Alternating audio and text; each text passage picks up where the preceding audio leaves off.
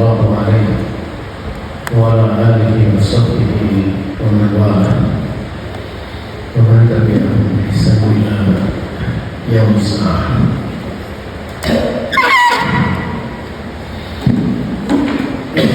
Ikhwan rahimani wa rahimakumullah ta'ala jami'an. Setelah kita memuji Allah dan juga bersolat dan salam kepada Nabi kita, dimaklumi bahwa pelajaran kita sudah sampai pada hadis tadi wasabau hadis yang ke-72. Di malam ini kita akan melanjutkan pada hadis wasabauna hadis yang ke-73. Hadis ini dikeluarkan oleh Imam Muslim rahimahullah ta'ala dari jalan Abu Hurairah radhiyallahu anhu dari Nabi alaihi salatu wasallam qala inna su'ila al-imam liyutamma bihi fala takhtalifu alaihi fa idza kabbara fakabbiru wa idza raka'a farka'u wa idza qala sami'a Allahu liman hamidah faqulu rabbana lakal hamd wa idza sajada fasjudu wa idza shalla jalisan fasallu julusan ajma'un. Dari Abu Hurairah radhiyallahu anhu beliau berkata, dari Nabi alaihi salatu wasallam beliau bersabda, sesungguhnya dijadikan imam itu untuk diikuti padanya, maka janganlah kalian menyelisihi atas imam. Ketika imam dia telah bertakbir, maka bertakbirlah. Dan ketika imam itu telah rukuk, maka rukuklah. Ketika imam mengatakan sami'allahu liman hamidah, maka ucapkanlah oleh kamu sekalian Rabbana lakal hamd. Dan ketika imam sudah sujud, maka bersujudlah. Ketika imam itu dia sholat dalam keadaan duduk, maka sholatlah kalian semuanya dalam keadaan duduk. Nah, ini termasuk dari rincian bimbingan bagaimana untuk mengikuti imam, di mana Nabi alaihi salatu wasallam menyampaikan rincian setelah penyampaian yang umum. Karena Nabi menyebutkan innama ju'ilal imam liyutamma bihi, semuanya dijadikan imam itu untuk diikuti, ya, dengannya. Dan telah berlalu ancaman untuk mendahului imam pada gerakan imam, gerakan-gerakan yang zahir, yang nampak. Adapun dari sisi kaifiyah yang lebih rinci dari tata cara sholat, seperti doa, tidak nampak, ya, maka tidak masuk dalam cakupan ini. Bahkan para ulama menjelaskan tentang kaifiyatul julus, tata cara duduk pun tidak mesti ada kesamaan. Walaupun sebagian ulama ada membahas manakala sama itu lebih bagus. Sampai-sampai saya Sulaiman Ar-Ruhaili Bidullah Ta'ala, beliau waktu ditanya seputar masalah apa kalau berdiri dari rakaat pertama ke rakaat ketiga yang rubai itu pakai duduk istirahat atau enggak? Ya, maka dia memberikan penjelasan. Dia menjelaskan tentang Ahlul Madinah, yang mana kalau sholat bangkit dari bukan untuk duduk tahiyat, itu langsung tanpa duduk istirahat, dan beliau menyebutkan kalau imamnya itu pakai duduk istirahat, maka dianjurkan untuk duduk istirahat dulu. Tapi kalau tidak, tidak. Karena duduk istirahat laisa min wajibati sholat, lakin minal mustahab, termasuk bagian daripada mustahab. Allah Ta'ala. Sebenarnya pembahasan disinggung pada perkara tersebut agak jauh, tetapi itu untuk menunjukkan bahwa yang lebih dari itu, atau yang kalau yang seperti itu saja disebutkan seperti itu, apalagi yang kedudukannya lebih, untuk kemudian seorang imam diikuti pada perkara-perkara yang dimaklumi diperbolehkan untuk berbeda dengan imam. Kemudian dalam hadis ini jamaah yang dirahmati Allah Subhanahu wa Ta'ala, bahwa asal di dalam pengangkatan, demikian pula penetapan imam, penentuan imam itu adalah untuk memang imam itu diikuti, kepentingan untuk diikuti,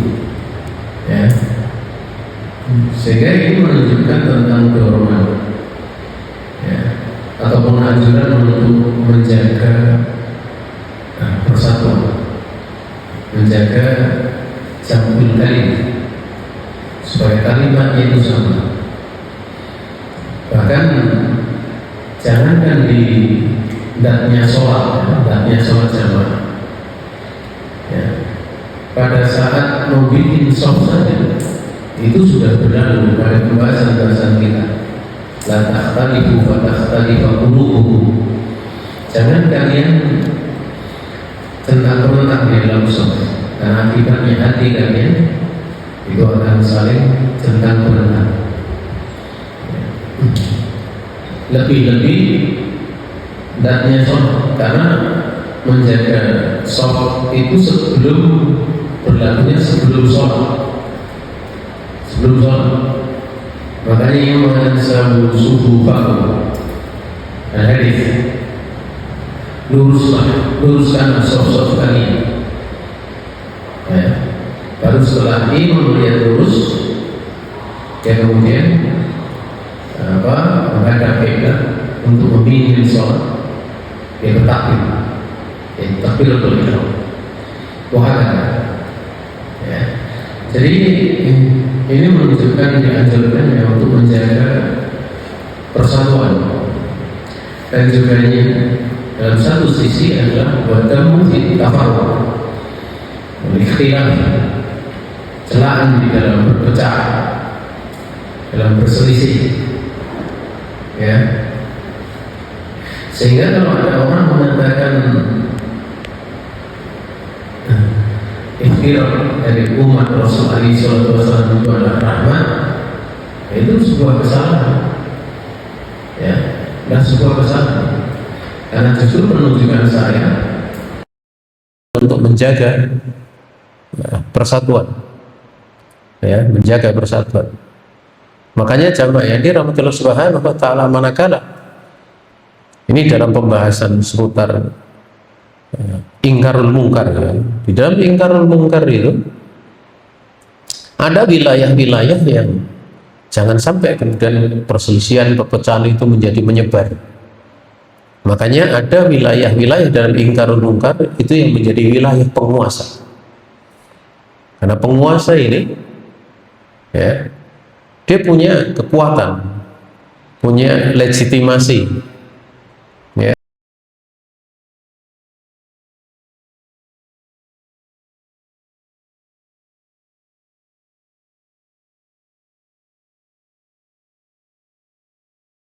membuat perselisihan. Ya, berbeda jamaah yang dirahmati Allah Subhanahu wa taala selain mereka. Ya, selain mereka.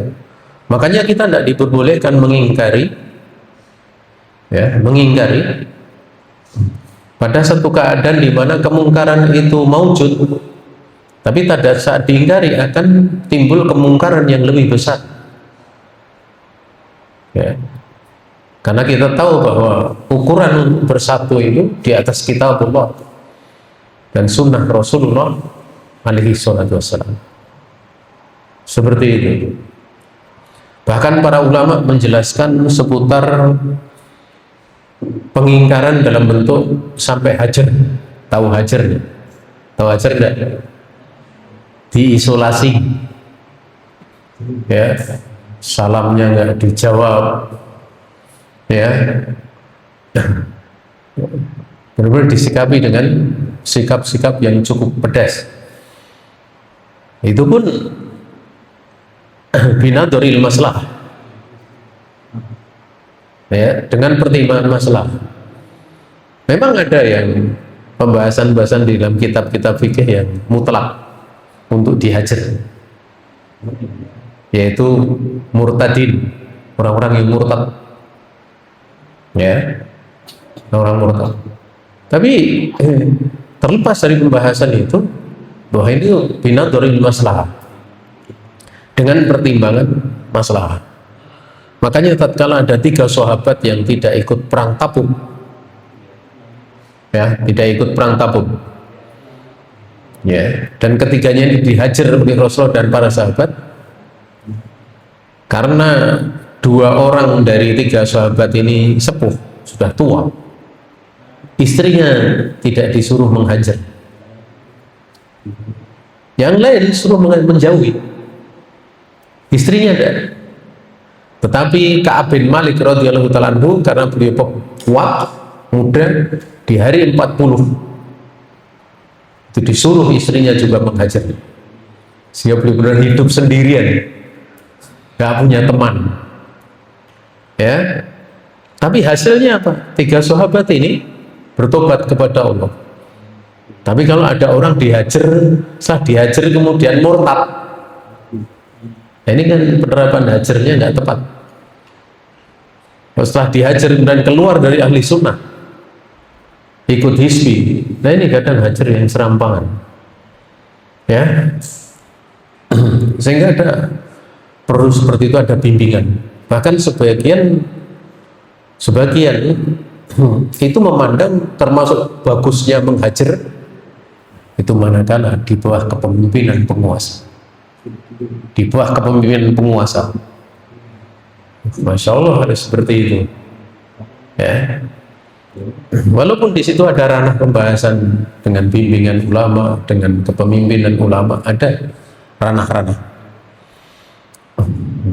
Wallahu ta'ala alam. Kemudian jamaah yang dirahmati Allah Subhanahu wa taala, ya, di sini dikarenakan pada sholat jamaah, ya, di dalam sholat jamaah itu nampak ada hikmah kebersamaan,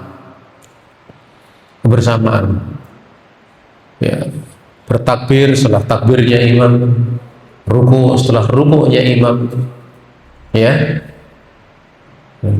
Bahkan Nabi Muhammad SAW tidak sekedar mengajarkan gerakan dohirnya, tapi apa yang mesti dibaca, yaitu Sami'allahu liman hamidah, Rabbana lakal hamdu, ya, Rabbana lakal hamdu.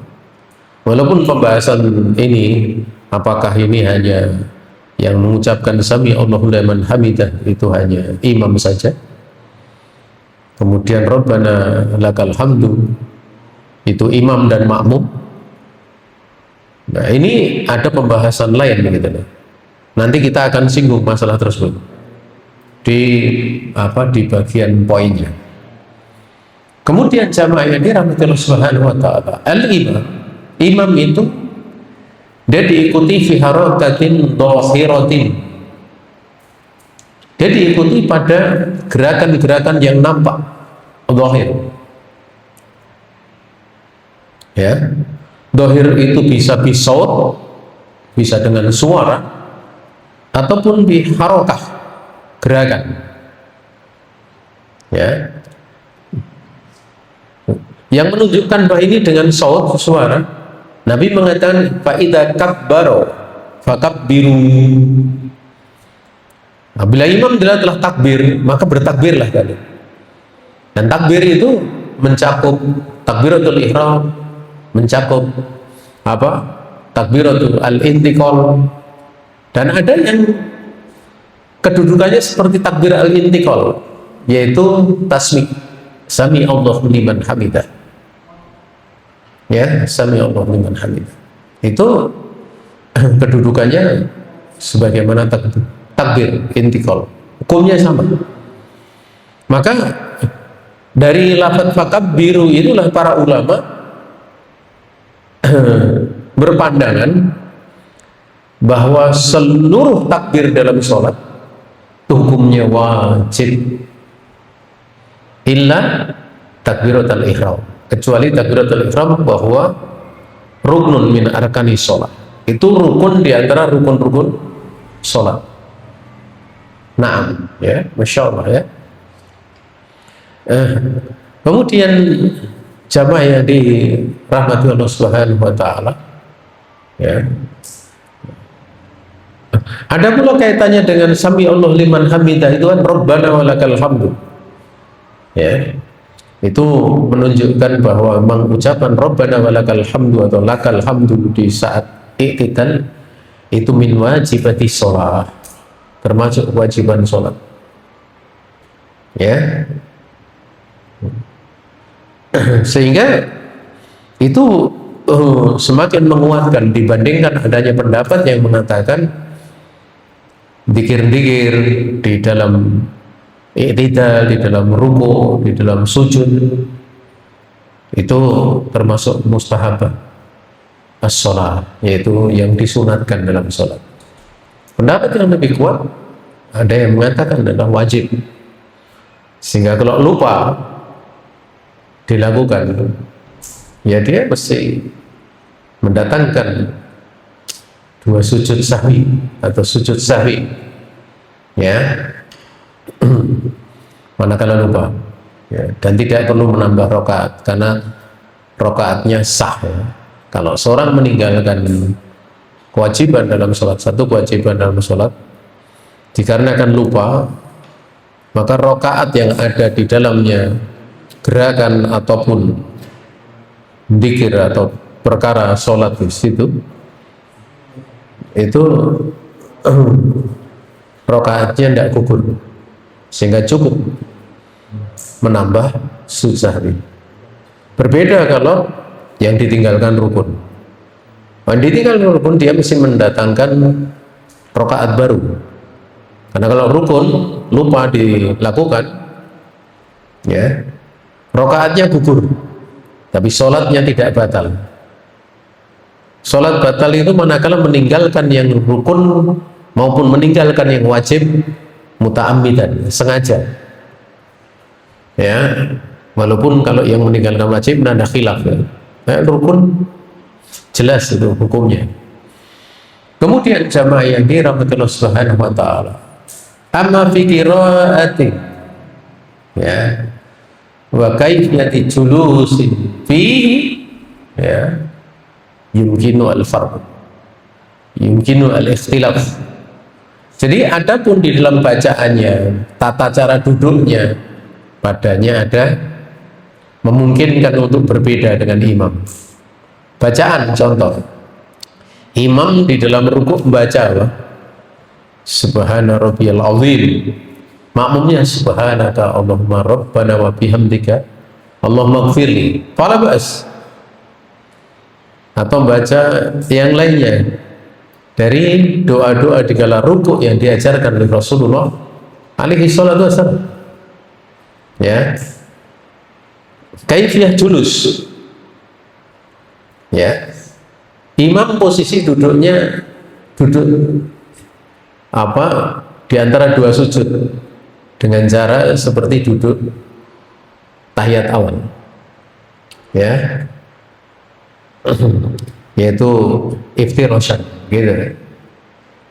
Dia duduknya dengan cara ik'a.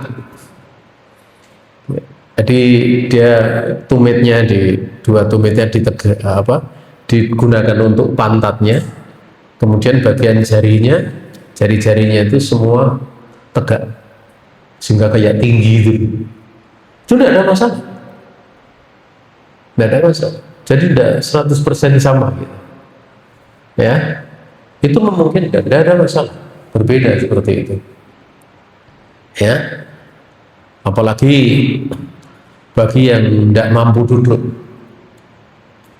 di bawah, mampunya duduk di kursi, itu beda lagi gitu. Bahkan itu lebih luas kalau itu, ya. Namun kalau pakai kursi, bagaimana cara softnya biar lurus? Yang menjadi ukuran apa? Syekh Utsaimin mengatakan bagian kaki belakang kursi, orangnya gak ke depan tuh, ya itu. Seperti itu, dirinci, ya, kalangan para ulama. Kemudian, ya, kaifiyah julus, imamnya posisi mutawarikan, duduk tawarruk tahiyat akhir atau di rakaat keempat atau rakaat ketiga, karena nanti 2 rakaat kan ada pendapat untuk iftiros kan, walaupun akhir. Maka makmum diperbolehkan untuk dia duduk iftiras, diperbolehkan, ya. Bahkan ada pembahasan-pembahasan di kalangan madhab, semua duduk tahiyat itu iftiras. Ada pendapat di kalangan madhab, ya. Ada yang mengatakan semua duduk tahiyat itu mutawarikan, dalam keadaan tawarruk. Tapi pendapat yang kuat berdasarkan dalil yang ada fihi tafsir, di dalam ada tafsir, ada rincian supaya dimaklumi. Kalau di sholat yang ada 2 tahiyat, maka tahiyat awal adalah, ya, iftiras. Tapi kalau pada tahiyat yang terakhir dia tawarruk. Bagaimana kalau hanya 1 akhir saja di subuh seperti tahiyat al-masjid? Nah, ini khilaf bainal ulama. Sebagian mengatakan tawarruk, sebagian mengatakan iftiras. Ini di situ manakala ada perbedaan antara imam dengan makmum, itu tidak ada masalah. Tidak ada masalah. Hanya saja dianjurkan, ya, sebagian ulama, walaupun itu boleh berbeda, lebih bagus untuk sama. Karena asal daripada pembahasan duduknya itu, terutama yang akhir, itu kan masuk rukun. Cuman, ya, jamaah yang dirahmati Allah Subhanahu wa taala, ya, mengikuti imam itu kalau maksudnya adalah untuk menjaga jam'ul kalim, di situ ada ranah gitu. Ada ranah, ya. Sehingga manakala seorang dia mendapati imam itu tahiyat akhir, dia masbuk dapati 1 rakaat, ya, maka hal tersebut kalau dia duduk tahiyat akhir tidak ada masalah. Bahkan Syekh bin Baz waktu ditanya bagaimana kalau orang dia duduk tahiyat mengikuti imam padahal dia di rakaat yang pertama, apa yang dia baca? Apakah tahiyat saja atau boleh setelah tahiyat itu sholawat kemudian doa? Maka beliau mengatakan untuk membaca sebagaimana bacaan imam, ya, karena diketahui kalau tahiyat akhir kan seperti itu, ya. Apalagi kalau dia rakaat pertama, makmum rakaat pertama, imam rakaat berapa? 4 misalnya, salat duhur. Apa diam saja nggak ngacung atau cuma duduk saja, kan kita belum tahiyat. Maka dianjurkan para ulama untuk membaca sebagaimana bacaan imam. Kalau dia baca hanya sampai tahiyat awal, sampai asyhadu an la ilaha illallah wa asyhadu anna muhammadan rasulullah, masih waktunya banyak. Apa itu memungkinkan sholat penting ngalamun? Tahu ngalamun? Ngalamun. Ya. Ya. Asan dia gunakan untuk doa. Dia sholawat, dia kemudian berdoa. Wahakata. Sampai seperti itu. Karena sholat itu inna fi sholati la sublan. Sesungguhnya di dalam sholat itu benar-benar ada kesibukan. Ya, nggak terbayang kalau imamnya kan nggak membaca keras kan kalau tahiyat. Makmumnya juga diam, nggak baca apa-apa. Beda kalau pada saat di rakaat pertama, rakaat kedua di sholat jahriyah, walaupun makmumnya nggak baca, tapi dia sibuk mendengarkan. Ya, wallahu ta'ala. Bahkan sebagian ulama kita, diantaranya Syekh Shalih Al Fauzan, itu kalau kita dapati makmum sholat subuh, kan ada yang kunut ya, anda mengaminkan saja. Ya, itu fatwa dari Syekh Shalih Al Fauzan, hafizahullah ta'ala. Ya. Nah, padahal itu kalau dikaitkan kan memang pendapat yang lebih kuat, pendapat yang mengatakan tidak ada apa kunut subuh seperti yang banyak dilakukan manusia. Tapi sampai seperti itu, ya. Dan kita kalau mendengar fatwa ulama seperti Syekh Shalih, jangan kemudian kita nggak punya adab. Seolah-olah Syekh Shalih Al Fauzan tidak sesuai dengan Quran dan Sunnah ya. Itu namanya orang lancang gitu. Nggak punya adab. Hendaknya kalau ingin belajar lebih lanjut, bertanya sama beliau langsung, mendengar alasan-alasannya ya, karena pembahasan-pembahasan seperti itu pembahasan yang dimungkinkan terjadinya khilaf itu bukan dari satu sudut saja. Misalnya, oh hadisnya ini dhaif, satu sudut aja. Lah kalau hadis itu dhaif, kemudian ulama yang meriwayatkan dianggap oleh sebagian ulama sahih, gimana kan gitu. Dan ini istihad seperti itu tidak bisa. Dalam kedudukan istihad itu dalam ilmu pembahasan ilmu itu, istihad satu nggak bisa menggugurkan istihad lain, nggak bisa, karena ranahnya istihad. Yang bisa menjadikan bahwa istihad itu tertolak manakala menyelisih Al-Quran dan Sunnah ya. Tapi manakala itu ranah istihad ya, ya tapi itu ranah gitu, tidak bisa digugurkan. Makanya dalam pembahasan usul fikih ada gitu, ini tidak bisa menggugurkan, ini tidak bisa menggugurkan ini. Wallahu ta'ala a'lam ya. Dan kita tahu jamaah yang dirahmati Allah Subhanahu wa ta'ala, di masa Nabi istihad salah ada enggak? Ada enggak istihad salah? Terjadi enggak? Ada sahabat salah istihadnya. Ada. Yang dua orang sahabat, dia pergi, kemudian datang waktu sholat ya, walam yajida ma'an, keduanya nggak dapati air. Satu dia apa? Keduanya tua tayamum summa yusalliyan, kemudian keduanya sholat ya, pada sholat mereka mendapati air ya, wajada ya alma, mereka kedua itu mendapati air. Yang satu beristihad nggak ngulangi sholat, yang satu istihad ngulangi sholat ya. Datang keduanya kepada Nabi alaihi salatu wassalam. Yang satu dikatakan tepat kepada sunnah, yang satu dikatakan bagi tambahan pahala, satu pahala. Ini kan seolah-olah benar semua gitu, kan gitu. Padahal yang kedua karena istihadnya itu, orang kalau istihad salah dapat pahala berapa? Satu. Sehingga bagi yang sudah tahu, tidak boleh dengan alasan ini gitu. Dia tetap cukup sholat yang tadi sudah sah dan tidak perlu untuk mengulangi. Ya, karena kalau dia sudah tahu kok mengulangi, berarti pada saat mengulangi dia sholat dibangun di atas keraguan.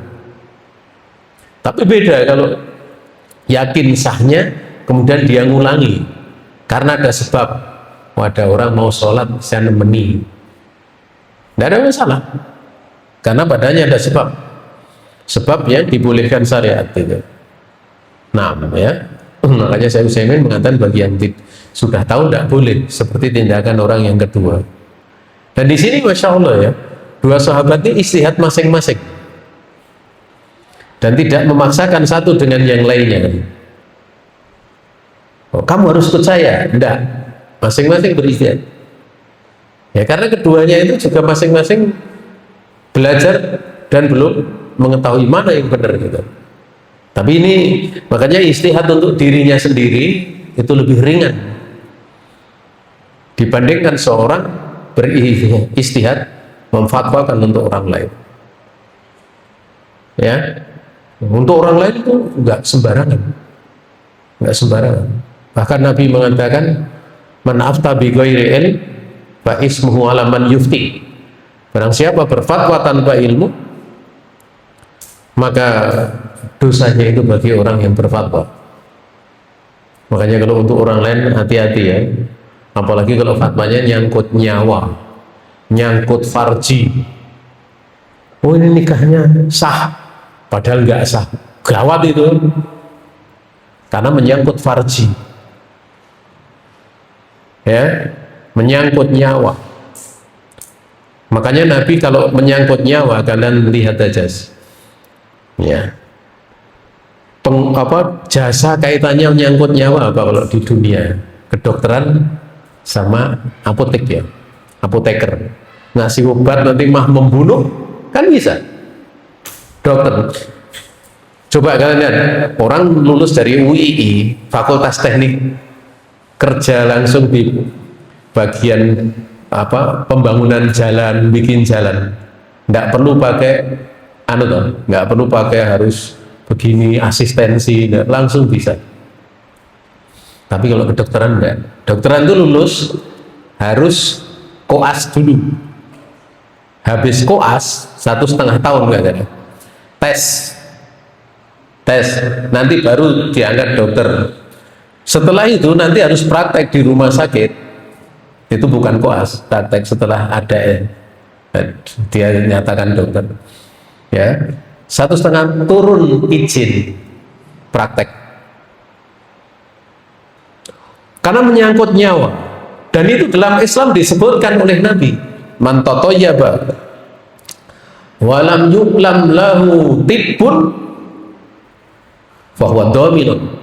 Barang siapa mengadakan praktek medis sementara belum diketahui dia punya ilmu medis pengobatan, dia bertanggung jawab. Andaikan dia ngobati orangnya mati, berlaku diat. Bahkan andaikan dia ngobati sembuh, gajinya haram hukumnya. Itu sampai seperti itu. Tapi kalau dokter sudah dokter ahli ya, ngobati nggak sembuh, bayar enggak? Bayar enggak? Bayar gitu. Bayarannya halal enggak? Halal. Padahal nggak sembuh, sehingga apa? Yang berobat. Kenapa? Karena dia punya ilmu. Punya ilmu. Tapi yang tidak punya ilmu, walaupun tahu sembuh, itu pun kan banyak dokter gadungan kan banyak.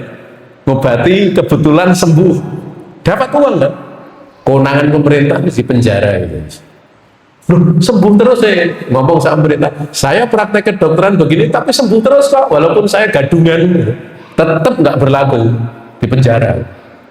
Penipuan ya. Makanya sampai Abdurrahman bin Sa'di mengatakan itu masuk pada man ghassana falaisa minna. Barang siapa yang menipu kami, dia bukan dari golongan kami. Beliau mensitir hadis tersebut untuk menguatkan pembahasan perkara tersebut. Ya, dalam ilmu agama juga demikian. Ilmu agama, para ulama yang sudah ahlul ijtihad, mereka nyampaikan, ya, mereka di dalam ijtihadnya salah, dapat pahala enggak? Dapat. Ya. Tapi yang dia belum punya keahlian itu tidak diperbolehkan. Belum lebih mengerikan lagi itu fatwa lebih ngeri lagi. Sampai Imam Syafi'i memberikan pembahasan syarat-syaratnya ini, ya, harus begini. Baru kalau kemudian dia seperti itu, silahkan dia berfatwa di tengah manusia. Tapi kalau ini tidak ada, hendaklah dia bicara ilmu tapi tidak berfatwa. Ya, makanya di antara ulama kita ya, sebagian itu yang ditemui oleh guru-guru kami di Masjidil Haram itu nah, mau bertanya tentang sesuatu disangka itu fatwa. Nah, jangan di sini, sana ahli fatwanya ada sendiri, dia ngajar. Ya, karena bicara fatwa itu lain perkara gitu. Ya, lain perkara. Ya, kadang kita prihatin kalau hari ini ya. Tahu, makanya kalau ada yang bicara muncul atau boleh naik gojek, perempuan naik gojek boleh asal dibatasi pakai tas, itu kan ya, akhirnya muncul yang aneh-aneh kayak gitu. Ya. Ya. Padahal saya ingin waktu ditanya seorang tolibah, seorang penuntut ilmu wanita, dia ingin naik taksi, bukan Grab yang boncengan apa, pakai motor itu bukan, pakai mobil. Ya, saya langsung mengatakan tidak boleh. Saya ingin, tidak kemudian dirinci, boleh kalau dibuka pintu kacanya.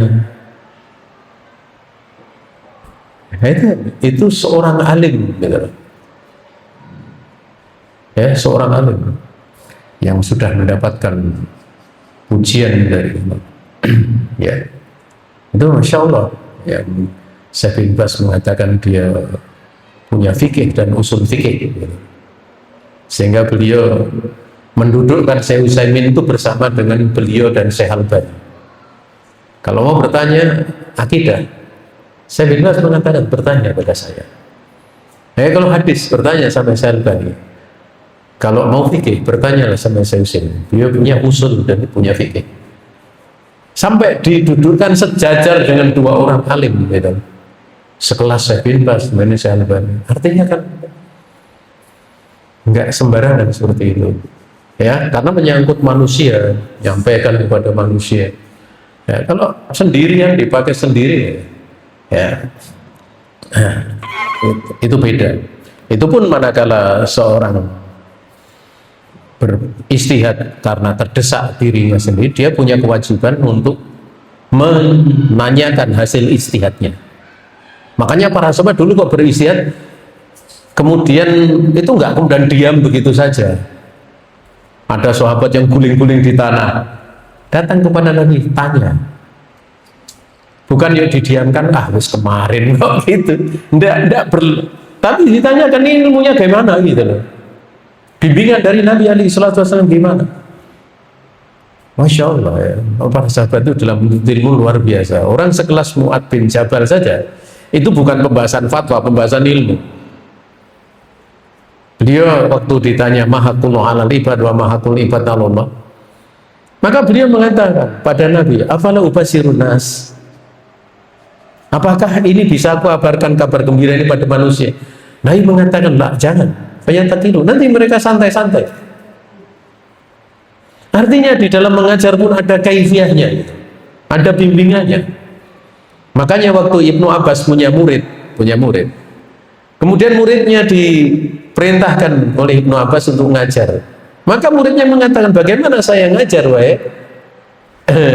anak paman Nabi alaihi salatu wasallam, sementara Anda ada di Anda wujud, ada di dekat saya. Maka Ibnu Abbas kemudian mengatakan, bukankah itu merupakan sebuah kenikmatan? Kamu mengajar, saya ada, sehingga tatkala kamu benar bisa kemudian diberikan bimbingan, tatkala salah bisa diberikan nasihat. Makanya ngajar itu paling nikmat tatkala ada gurunya. Nabi alaihi salatu wasallam pernah memerintahkan Abu Bakar berkhutbah. Selesai khutbah dipuji oleh Nabi. Umar bin Khattab berkhutbah dipuji oleh Nabi. Ibnu Mas'ud beliau suruh berkhutbah dipuji oleh Nabi alaihi salatu wasallam. Bukankah itu sesuatu yang justru menguntungkan, sebuah kenikmatan? Ya, makanya pentingnya jamaah yang dirahmati Allah Ta'ala, ya, itu bimbingan-bimbingan, sehingga nanti kalau belajar itu sebelum pulang itu minta bimbingan gitu pada guru, karena yang lebih tahu kemampuan murid siapa kira-kira? Siapa kira-kira yang lebih tahu kemampuan murid? Guru kan? Ya guru.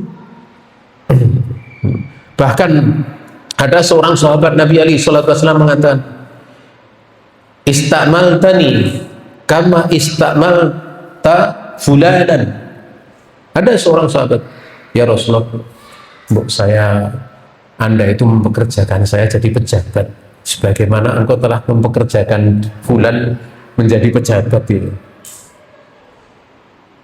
Ya. Kemudian Nabi alaihi salatu wasallam memberikan bimbingan. Intinya jangan kamu minta jabatan dan padahal Nabi memberikan jabatan kepada yang lain, kok ini tidak. Kemudian di tempat yang lain yang menyebutkan bahwa padamu ada kelemahan. Ada sebagian sahabat sebut pada kamu ada kelemahan, ini kelemahan.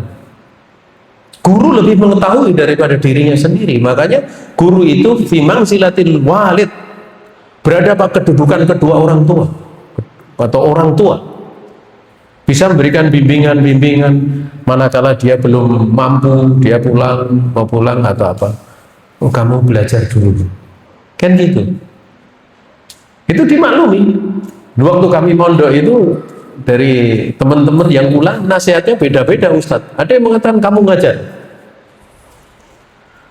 ya. Ada yang mungkin ini punya kelemahan, kamu hendaknya bersama si fulan. Pulang di sana ada bersama si fulan. Khawatir kalau nggak bersama futur. Dia tahu gitu loh, tahu bimbingan ya. Ada yang memberikan nasihat, kamu begini, beda-beda, ya, beda-beda. Tapi biasanya ada isyarat-isyarat. Kadang guru mengatakan, tolong gantikan pelajaran saya. Itu isyarat,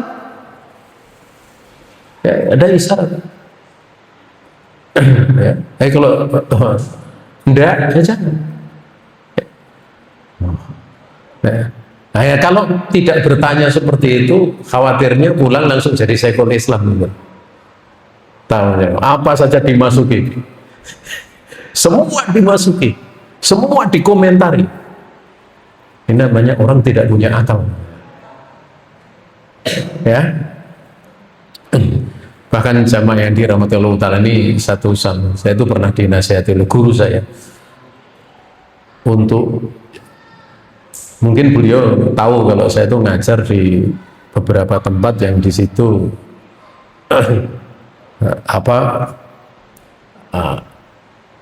ada kan kadang ada hizbi kan, ada hizbi satu tempat, ada hizbi satu tempat, ada hizbi. Bahkan masjidnya yang bangun hizbi gitu, tapi masjid umum. Itu nasihatnya cuma ngajar saja. Kemudian karena yang undang itu salah satu murid saya tanya sama guru saya juga, nasihatnya apa? Kalian diam saja, jangan bicara apapun, pokoknya sibuk belajar ngajar. Ya. Itu setelah kira-kira 8 tahun baru kita tahu yang bisa istiqomah. Kira-kira kalau masjid yang bangun di ISBI bisa nerima kita enggak? Susah kan? Tapi yang tidak kuat bisminya terus, dia pindah dari tempat tersebut. Itu keberkahan minta nasihat. Padahal sebenarnya kadang ada keputusan-keputusan langkah-langkah yang jengkel kan, itu keprok gitu, sikat aja kan, mungkin kayak gitu. Enggak, disuruh untuk sabar, ya, karena tentu beliau-beliau itu adalah orang-orang udah punya pengalaman, sehingga tahu mana seperti ini langkahnya seperti apa. Nah, kadang seperti itu. Lah murid kan kadang nanti kalau seperti ini mah bubar kajian nih, begini macam-macam, taklimnya nggak karuan dan lain sebagainya. Itu pentingnya tatkala seorang, dan Allah Subhanahu wa taala menjadikan sebab diberikan taufik itu tolong menolong dalam perkara ini, tolong menolong di dalam menuntut ilmu. Guru mengajar, murid belajar. Ini tidak ada yang lebih utama jenis pertolongan ini.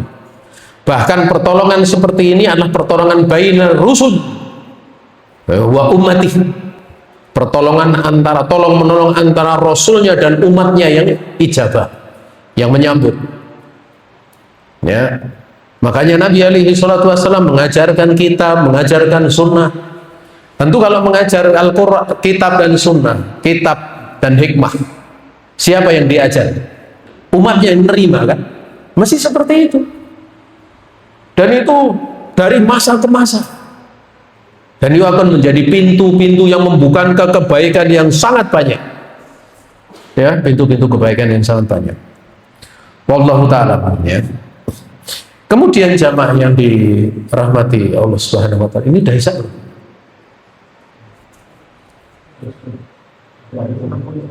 Adzan aja dulu. Kayak nggak denger ya? Adzan aja dulu.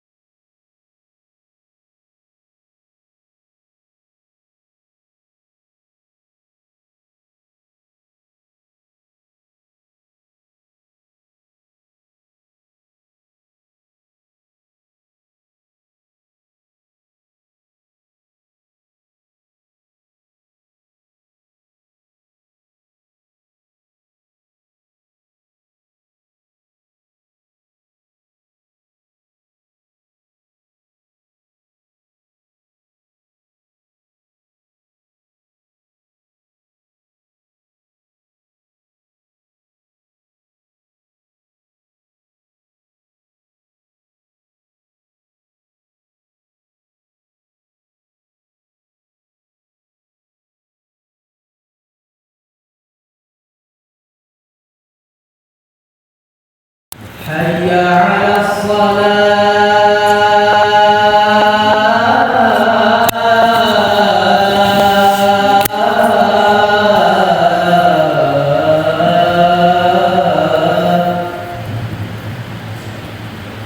Hayya 'alas shalah.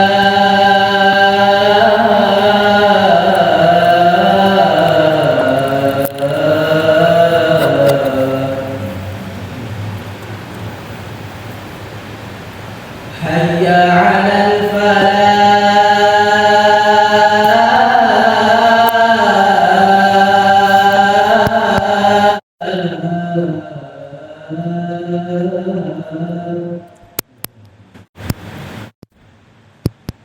Hayya 'alal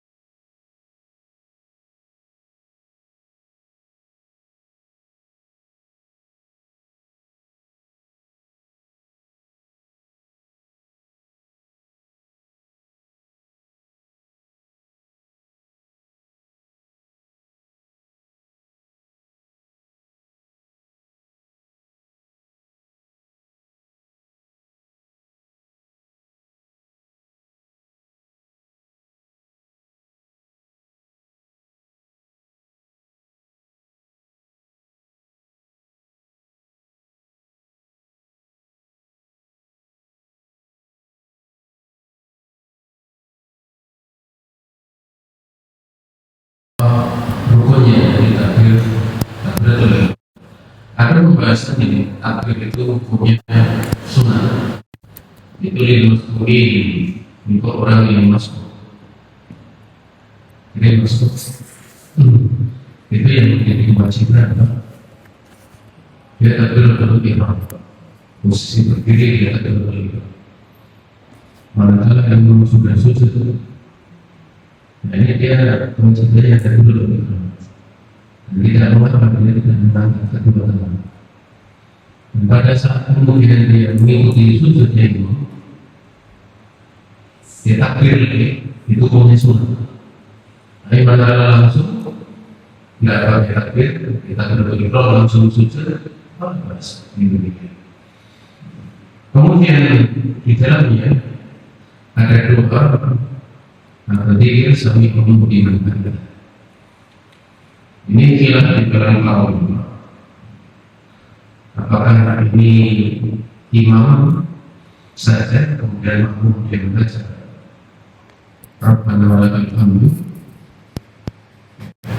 Yang terakhir memang tidak disyariatkan, doanya tidak disyariatkan bahwa makmum mengucapkan sami Allah liman hamidah. Ya, doanya. Namun ini tidak menunjukkan bahwa hal tersebut pasti berlaku seperti itu. Makanya dalam perkara ini ada khilaf di dalam para ulama. Imam Nawawi demikian Rasyad tadi rahimahullah taala berpandangan untuk makmum juga mengucapkan sami Allah liman hamidah. Tapi saya ini tidak demikian. Ya, dia dan makmum Rabbana walakal hamdu, Rabbana lakal hamdu. Ada hilang, masing-masing punya alasan. Namun memang menjadi istilah tatkala seorang makmum dia mengucapkan Rabbana walakal hamdu, ini konsekuensinya dia akan mengucapkan di saat intikal, bangkit dari rukuk. Padahal bacaan Rabbana lakal hamdu atau Rabbana walakal hamdu atau Allahumma Rabbana lakal hamdu atau Allahumma Rabbana walakal hamdu itu tempatnya di saat sudah berdiri di dalam i'tidal, bukan dalam intiqal. Ini walaupun memungkinkan untuk makmum dia diam sampai berdiri dengan Rabbana walakal hamdu, ya, sehingga tidak ada penempatan bacaan Rabbana walakal hamdu fil intiqal, di dalam intiqal. Oh, ya. Sehingga pembahasan ini bukan pembahasan seperti yang menguatkan untuk makmum juga membaca. Ini pembahasan bukan imam baca ini makmum dan menjawab seperti ini. Bukan masuk dalam bab ini. Ini bab tasrih. Bahwa disyariatkan di saat intikal sami Allah liman hamidah. Dan setelah berdiri Rabbana walakal hamdu berdasarkan hadis-hadis yang lain. Ya, berdasarkan riwayat-riwayat yang lain yang menyebutkan tentang masalah tersebut. Juga keumuman dari hadis sallallahu alaihi wasallam usolli, salatlah kalian sebagaimana kalian melihat aku salat. Wallahu ta'ala. Kemudian ya, tentang duduknya imam, ya, posisi duduknya imam lalu makmum bagaimana, ini ada rincian, ada tafsir. Kalau imam itu duduk, ya, maksud sholatnya duduk, itu dari awal mundu awal, maka makmum dia wajib untuk berdiri atau wajib untuk duduk selama menjadi makmum. Namun ketika makmum itu, ya, ketika imam itu berdiri sejak dari awalnya, ya, dan memang dari mulai sampai akhir, maka dia berdiri. Maksudnya berdiri berdiri itu bukan sholat dalam keadaan duduk, paham ya? Maksudnya itu. Dan ketika imam ini ketiga, awalnya sholat dalam keadaan berdiri, namun di tengahnya kemudian duduk, maka makmum tidak wajib untuk duduk, hukumnya sunat. Jadi imam berdiri, kemudian di tengah mungkin rakaat ketiga nggak mampu untuk berdiri dan dia duduk, maka boleh bagi makmum untuk tetap berdiri. Dia duduk pada posisi-posisi duduk seperti apa? Nanti duduk di antara dua sujud, duduk tahiyat awal dan dia duduk tahiyat akhir. Nah ini. Kemudian jamaah ini Allah Subhanahu wa taala, pembahasan selanjutnya dan diperbolehkannya mendahului imam. Ini telah berlalu pada hadis sebelumnya. Ya.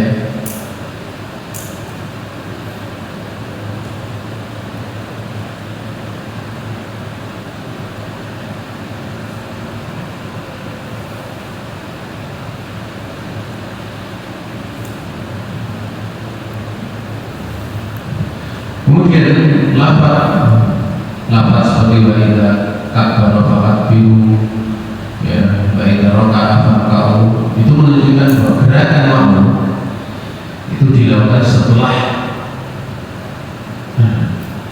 gerakan daripada imam. Adapun membersamai imam, hukumnya makruh. Tapi kalau mendahului hukumnya haram. Bahkan manakala dilakukan 2 kali, maka tidak sah kemakmumannya. Hanya silang pendapat dengan para ulama sah dan sholatnya. Ini silang pendapat. Ya. Kemudian jamaah yang dirahmati Allah Subhanahu wa taala, dari lafaz tersebut ada penjelasan bahwa takbirnya makmum setelah takbirnya imam, baru rukuknya makmum setelah rukuknya imam. Bagaimana kalau imam baru Allahu Akbar, makmum sudah Allah. Jadi nanti Allahu Akbar, begitu selesai Allah Akbar, makmum sudah di tengah Allah Akbar. Ini masih masuk kategori setelahnya. Tapi yang paling utama, paling bagus, paling afdal, imam selesai Allahu Akbar, makmum baru Allahu Akbar. Setelah imam sempurna mengucapkan Allahu Akbar, ya. Namun ada beberapa karakter imam yang menjadi masalah. Yang mana kalau kita nanti makmumnya nanti imamnya selesai Allahu Akbar, kita habis itu menuju gerakan dia, misalnya ruku, dia sudah intikal lagi tidak. Ini jadi masalah. Ya, maka kondisi seperti itu jamaah yang dirahmati Allah Subhanahu wa taala, ada keluasan untuk kemudian dia tidak membersamai tapi masih mengikuti dengan cara imamnya masih tumakninah. Kalau imam itu tidak tumakninah, itu beda. Untuk menyelisih tidak kemudian dia bermakmum, ada masalah. Ya. Kemudian jamaah yang dirahmati Allah Subhanahu wa taala, yang menjadi iskal itu tatkala iktidal ke sujud atau dari bangkit ke berdiri, atau dari ruku ke dari sujud ke berdiri. Ini biasanya sebagian makmum Allahu Akbarnya panjang. Ini 7 betul. Ini tidak dikenal dalam bahasa Arab. Makanya Nabi dalam bahasa sunnah beliau tidaklah mengucapkan Allahu Akbar takbir kecuali tatkala sujud itu sudah membungkuk, sehingga bacaan Allahu Akbar Nabi tatkala berpindah dari berdiri dengan sujud sama sujud dengan berdiri itu hampir sama dengan manakala dari berdiri ke ruku, dari ruku ke itikaf sama panjangnya. Itu dalam masuk usul. Sehingga di situ bergerak dulu, kalau sudah membungkuk mendekati sujud baru Allah. Demikian pula untuk berdiri, bukan dari bangkit langsung Allah. Kalau misalnya ada duduk istirahat, tambah berapa kali duduk. Ya, makanya dia duduk pada waktu duduk istirahat harus naik olahraga. Ya, walaupun tidak demikian pun tidak ngomong gitu, karena yang menjadi wajib itu takbirnya, tetapi letak takbirnya selagi masih posisi intikal ini tidak ada masalah, tidak ada masalah. Wallahu ta'ala. Kemudian jemaah yang dirahmati Allah Subhanahu wa taala,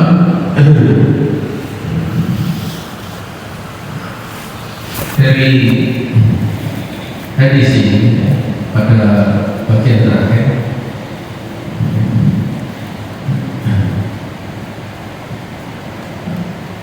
wa idza shalla jalisan fa shallu julusan ajma'un. Ini semakin menguatkan bahwa yang diikuti itulah harakatun dhahiratun minal iman, gerakan yang dhahir dari iman.